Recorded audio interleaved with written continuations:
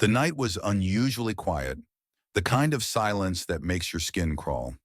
The air was thick with the scent of damp earth, and the trees swayed gently, whispering secrets only they could understand. I was sitting beside my father, listening to the crackling of the small fire we had made. We were deep in the province, visiting a place he hadn't been to in decades, a small remote barrio that, according to him, held memories he had tried to forget. Tay, bakit nga ba hindi ka na bumalik dito? I asked, noticing how tense his hands were as he stirred the pot of coffee. He took a deep breath, his eyes dark with something I couldn't quite place. Fear, regret, or maybe something even deeper. Anak, may mga bagay na mas mabuting ibaon na lang sa limot, he finally said, his voice barely above a whisper. But I knew better than to let it go. I had seen this look in his eyes before, like he was carrying a burden too heavy to share. I didn't press him further, but as the night stretched on, he finally started talking. His voice was heavy, filled with a sadness that made the hairs on my arms stand. He told me about the woman he once loved, his first wife, someone he had never mentioned before. Her name was Lucia. She was beautiful, kind, and deeply loved by the people of this barrio. But there was something about her, something that even he had ignored back then. Sa umpisa, wala akong napansin, he admitted. Mahal na mahal ko siya, kaya hindi ko inisip ang mga sinasabi ng matatanda. I leaned in, feeling my pulse quicken. Anong sabi nila, Tay? He swallowed hard, his grip tightening around the mug in his hands. Na may lahi daw siyang hindi pangkaraniwan. Na may mga gabi raw na hindi siya nakikita sa bahay. Na may mga hayop na nawawala tuwing kabilugan ng buwan. I shivered, suddenly feeling the weight of the darkness surrounding us. My father shook his head as if trying to shake away the memories. Hindi ko pinaniwalaan. Hanggang isang gabi, ako mismo ang nakakita. I held my breath, waiting for him to continue. He stared into the fire, his face illuminated by its flickering glow. At simula noon, wala nang bumalik sa dati. The wind outside howled, rattling the old wooden walls of the hut where we stayed. I could feel my heart pounding as I waited for my father to reveal what he had seen that night. But instead of answering, he only sighed and looked at me, his eyes filled with a warning. Anak, hindi lahat ng nakaraan dapat balikan. A cold chill ran down my spine. I wanted to ask more, to push him for the truth. But deep inside, I wasn't sure if I was ready to hear it. Because in the heart of this barrio, hidden beneath years of silence, was a story that had been buried for a reason. And tonight, for the first time in years, the past was about to be unearthed. The night felt colder, the fire in front of us crackling softly, but its warmth no longer reaching me. My father's words hung in the air, heavy and unsettling. I wanted to ask, to press him for more details, but there was something in his expression that made me hesitate. His eyes darted to the darkness beyond our small hut, as if expecting something, or someone, to be watching. He took a deep breath, his fingers tapping against the wooden mug he held. Matagal ko nang tinangka na kalimutan ang lahat, he finally said, his voice barely above a whisper. Pero may mga bagay na kahit anong gawin mo, hindi mo basta matatakasan. I swallowed hard, my pulse quickening. Anong nangyari, Tay? He didn't answer right away. Instead, he stared at the fire, as if the dancing flames could erase the memories from his mind. But after a long pause, he continued. Lucia was different, he said, his voice filled with something that almost sounded like regret. Mula nung unang beses ko siyang nakita, parang may kung anong humila sa akin sa kanya. She was beautiful, yes, but there was something else, something I couldn't explain. He paused as if weighing his words carefully. She never spoke much about her past. Ang sabi niya, lumaki siya sa baryong ito, pero walang kahit isang tao ang gustong magkwento tungkol sa pamilya niya. Ang mga matatanda, parang iniiwasan siyang pag-usapan. That sent a chill down my spine. Bakit, Tay? His jaw tightened. Noong una, akala ko inggit lang sila. Lucia was well-liked, but she was mysterious. Minsan nawawala siya ng ilang oras sa gabi. Hindi ko alam kung saan siya pumupunta. Kapag tinatanong ko, ngingiti lang siya at sasabihin, naglalakad-lakad lang ako.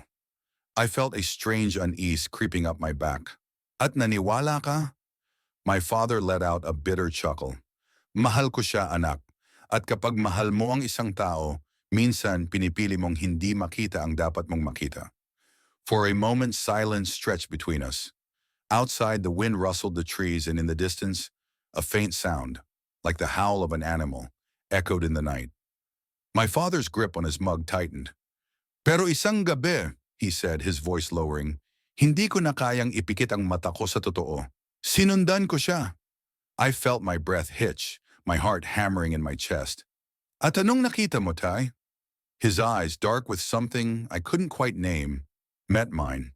He didn't speak right away, but the way his hands trembled told me that whatever he had seen that night had changed him forever.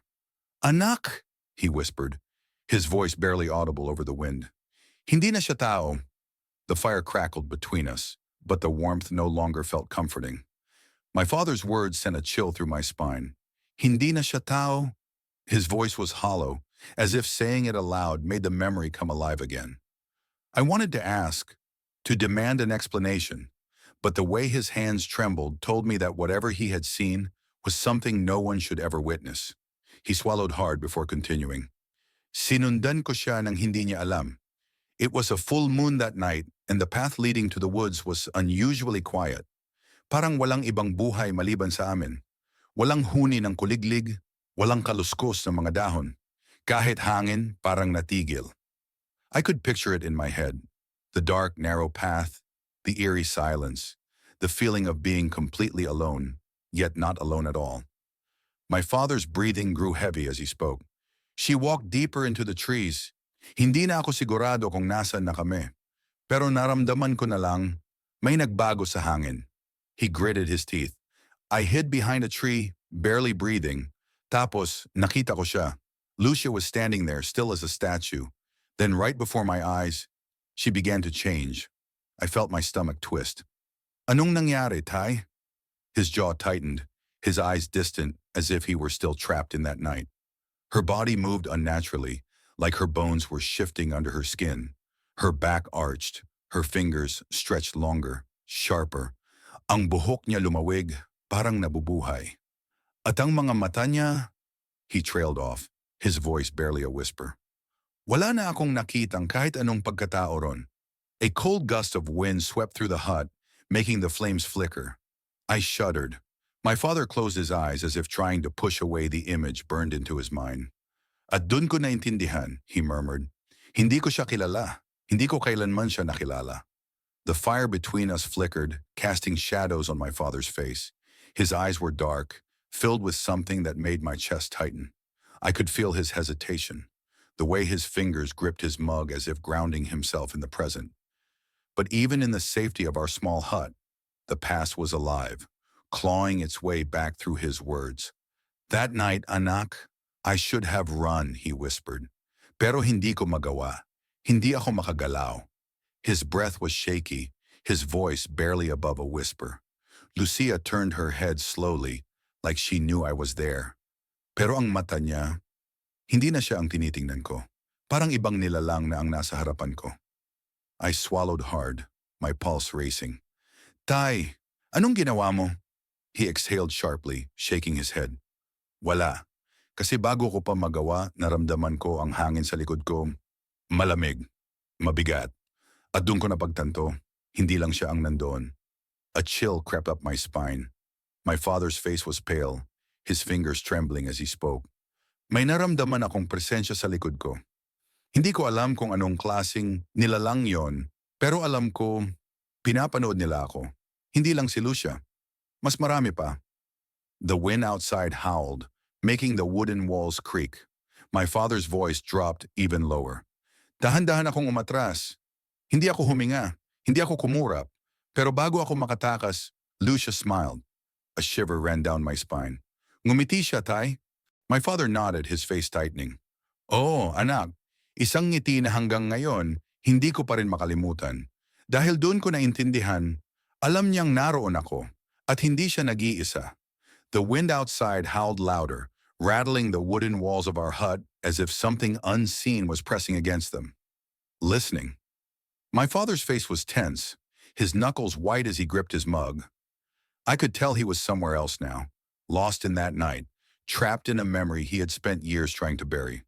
Lucia smiled, anak, he whispered again, his voice barely audible. Pero hindi lang basta ngiti. Parang gusto niyang ipaalam na alam niyang nandoon ako. At hindi siya natatakot. Ako ang dapat matakot.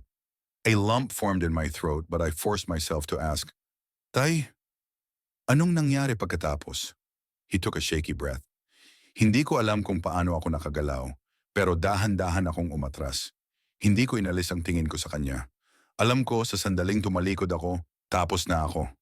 The fire crackled between us, and for a moment, the silence stretched so long that I wasn't sure if he would continue. But then, he did. Akala ko nakalayo na ako, he murmured. Pero hindi ko namalayan. May nakatayo sa likod ko. A cold chill ran down my spine. Sino, Tay? His jaw tightened. Hindi ko alam, pero naramdaman ko ang bigat ng presensya niya. Hindi ko siya nakita. Hindi ko ginustong makita. Pero naramdaman ko ang hininga niya sa batok ko. Mainit, mabigat, parang isang bagay na hindi dapat nabubuhay. My chest tightened. Anong ginawa mo? His hands trembled. Wala akong nagawa, kasi bago pa ako makatakbo, narinig ko ang boses ni Lucia. I shivered. Anong sinabi niya? His eyes haunted and filled with something close to terror, locked onto mine. Sabi niya, alam kong nandito ka, mahal. Bakit ka umaalis? Hindi pa tapos ang gabi. I swallowed hard, my stomach twisting. The way he said it, the way his voice cracked at the end. It wasn't just fear. It was something worse. At doon ko napagtanto, he continued, his voice barely above a whisper, na hindi lang ako ang nakakaalam ng sikreto niya. Alam din nilang nandito ako, at hindi nila ako papayagang umalis. A gust of wind slammed against the hut, making the fire flicker wildly. My father's breath hitched. He looked at me, his eyes filled with something I couldn't quite name. Anak, he whispered, hindi ito tapos. Hindi ito natapos noon. At pakiramdam ko, hindi pa rin ito tapos ngayon. The fire flickered wildly, casting shadows that seemed to move on their own. My father's words hung in the air, heavy and suffocating. His eyes darted toward the darkness outside as if expecting something, or someone, to emerge from it. A deep chill settled over me, not just from the wind, but from the realization that this story wasn't just from his past. It was something still alive, still unfinished. Tay, paano ka nakatakas? I whispered, my voice barely steady. His hands clenched into fists, his knuckles turning white. Hindi ko na inisip kung ano pa ang nasa likod ko. Ang tanging nasa isip ko lang, kailangan kong makaalis. Tumakbo ako, hindi ko na inalintana kung marinig nila ako. Basta ang alam ko, hindi ako dapat lumingon. The wind outside howled again, making the wooden walls creak. My father's breath grew uneven, his eyes lost in the memory. Pero kahit anong bilis ng takbo ko, pakiramdam ko, may sumusunod pa rin sa akin. Naririnig ko ang mga yabag nila sa likod ko. Mabilis, mabigat, hindi tulad ng tao. I felt my own heartbeat hammering in my chest. At nakalayo ka ba, Tay? He swallowed hard. Nang makita ko ang ilaw ng baryo, dun lang ako nagkaroon ng pag-asa. Pero bago ako makapasok sa loob ng unang bahay na nakita ko, narinig ko ang tinig niya sa likod ko. Mas malapit, malamig, parang isang bulong sa hangin. I barely breathed. Anong sinabi niya? His face turned pale. Hindi ka makakatakas, mahal. A deep, suffocating silence filled the hut. My father looked at me then, his expression unreadable. Pero hindi na siya sumunod, para bang may pumigil sa kanya. O baka, hinayaan niya lang akong umalis. I shuddered. At pagkatapos nun, he exhaled shakily. Umalis ako ng baryo kinabukasan. Hindi na ako lumingon, hindi na ako nagtanong. Alam kong may naiwan akong hindi nasagot, pero hindi ko na hinangad malaman ang sagot. The fire crackled between us, its glow flickering against my father's tired face. I thought that was the end of it, that whatever haunted him had been left behind in that cursed place. But then, he looked at me with something close to dread. Anak, may gusto akong itanong sa'yo. My skin prickled. Ano, Tay? His lips parted slightly, his voice almost breaking. Nung dumating tayo dito, napansin mo rin ba? I frowned. Napansin ano? His throat bobbed as he swallowed hard, na parang may nakatingin sa atin mula sa labas. A heavy silence fell between us. My father's words sent a deep chill through me, one that had nothing to do with the cold wind seeping through the cracks of our hut. I swallowed hard, suddenly aware of the darkness just beyond our walls. The fire flickered, casting long shadows, and for the first time that night, I felt it, the weight of something unseen pressing against us. I forced myself to shake off the feeling. Tay, wala namang tao sa labas, I said, though even I wasn't sure if I believed it. My voice came out weaker than I intended. My father didn't look convinced. His hands were still trembling, his breathing uneven. Akala ko rin noon, he murmured. Pero minsan, anak, hindi mo kailangang makita para malaman mong may nakatingin. A sudden gust of wind slammed against the walls, making the wooden panels creak. The fire dimmed for a second, as if something had passed between us and the light. My father stiffened, his gaze darting toward the door. My own heart pounded so loudly I could hear it in my ears. I turned slowly, expecting, dreading, to see something standing there. But there was nothing, just the endless darkness stretching beyond our small home. But the uneasy feeling remained, thick in the air, refusing to leave. My father let out a shaky breath and reached for my hand. Matulog na tayo, anak, he whispered, though his grip on me was tight, as if afraid that if he let go, something would take me away. I nodded, forcing myself to move, but even as I lay down on my mat, sleep did not come. My father's story clung to me, refusing to let go. I found myself listening to the wind, to the faint rustling outside, to the way the night seemed restless. And then, just as my eyes finally grew heavy, I heard it. A whisper. Software faint, almost carried away by the wind. Alam kong nandito ka. My breath caught. My body froze. I dared not move, dared not even open my eyes. For a long moment, the night remained still. And then, nothing. Just the usual sounds of the wind, the trees swaying, the faint crackling of dying embers. Maybe I imagined it. Maybe it was just my mind playing tricks on me after my father's story. But as I turned over, curling deeper into my blanket, one last thought crept into my mind, unshakable and terrifying. What if it wasn't just a story?